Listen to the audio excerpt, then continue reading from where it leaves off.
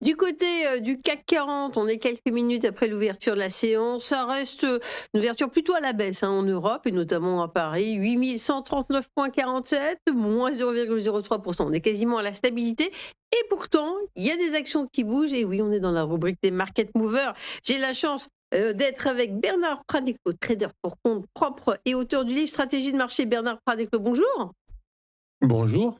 Quel plaisir de vous retrouver et en plus pour parler d'automobile, un secteur qui m'est cher, parce qu'il est un petit peu en train de souffrir en ce moment. D'ailleurs, UBS lui a remis un petit coup sur la tête. UBS un peu négatif sur Renault suite à la publication des résultats. UBS a des doutes sur le fait que la hausse du chiffre d'affaires de la branche automobile se traduise par une amélioration de la rentabilité de cette branche automobile chez Renault. Eh bien vous, cher Bernard, vous avez une vue plus globale. Quelle est votre analyse de cette action? Alors, je vais vous proposer une vue double, en fait, et une vue effectivement sur le plan technique, mais aussi une vue sur le plan fondamental, dans micro. Donc, hier, par exemple, on a eu des résultats de Nissan qui ont fait que l'action Renault était la première hausse du CAC avec plus de 3%. Et puis, on voit que ce matin, c'est en mode plutôt hésitation. Pourquoi? Parce que hier, Nissan annonçait plutôt des bons résultats, alors qu'ils étaient vraiment annoncés plutôt mauvais, bien évidemment, avec tout ce qui se passe. Si je reprends le secteur dans son intégralité, on sait très bien que c'est un secteur qui souffre, hein, et qui souffre en fait à double titre. Pourquoi? Parce qu'il y a déjà, on est sur un bouleversement économique clair puisqu'on passe de moteurs atmosphériques à des moteurs électriques pour le faire vite, donc avec une technologie qui change complètement et qui rebat totalement les cartes, puisque les anciens constructeurs qui avaient un savoir-faire du coup, se retrouvent concurrencés par des nouveaux constructeurs qui souvent sont, par exemple, en Chine, on a beaucoup de constructeurs de téléphones, de téléphonie, de technologies qui se mettent à faire justement de l'automobile et qui vont arriver, on le sait bien, avec des véhicules qui sont largement subventionnés et avec du coup une avance technologique qui semble de plus en plus évidente. Donc un secteur qui est vraiment soumis à de très très fortes pressions. Et hélas, sur le plan technique, on va dire, on le voit très bien, hein, à l'écran avec le graphique que vous avez mis.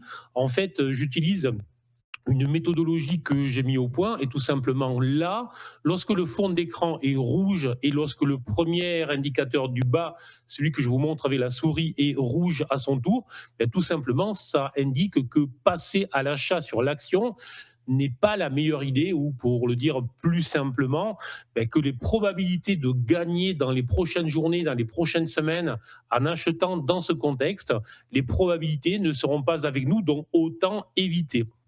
Alors, une fois que l'on a dit ça, il ne faut pas s'arrêter là, bien évidemment. Il faut essayer d'être un peu plus constructif que ça. Là, on a un titre qui cote autour de 30 euros. On a un PER qui est aux alentours de 8,7, 8,8 exactement. Le dividende qui va être détaché le 8 mai, si je ne dis pas de bêtises, un dividende à hauteur de 2,20 €. Donc, ça va faire quand même un rendement autour de 7%, légèrement supérieur à 7%.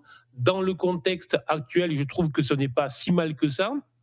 Et Renault, malgré tout ce que j'ai dit sur le secteur, est une des entreprises qui a fait plutôt le travail, je dirais, comme il le fallait. N'oublions pas aussi que Renault, dans le secteur de l'électrique, ben, a été une des premières avec la Zoé, si je ne me trompe pas, une des premières à mettre sur le marché une voiture électrique qui est, à l'époque, je dirais presque que tous les grands constructeurs, et notamment les Allemands, se moquaient presque de ce véhicule, mais en attendant, ça leur donne une incontestable légitimité dans ce secteur-là. Bref, je dirais qu'à court terme et sur un mode de trading, l'action ne présente pas d'indication très claire de rebond, ni d'une indication pour se précipiter à l'achat. Par contre, c'est une valeur de rendement dans un secteur qui souffre. Et attention, là aussi, on sait bien que il y a des cyclicités et des modes dans la manière dont les analystes et les gérants ont un regard sur les actions. Il y a 3 ans, tout le monde voulait du luxe et soudain, plus personne n'en veut. Il y a 3 ans, lorsque Stellantis cotait autour des 22, tout le monde en voulait. Aujourd'hui, c'est autour de 6-7, plus personne n'en veut. Et la bourse, c'est aussi un peu de mesure et de maîtrise. Donc potentiellement, à court terme, je dis bien sur mode trading, l'action ne présente pas un gros intérêt tant qu'elle ne repassera pas au moins au-delà des 33, 34 euros, qui marquerait un premier signal technique de rebond.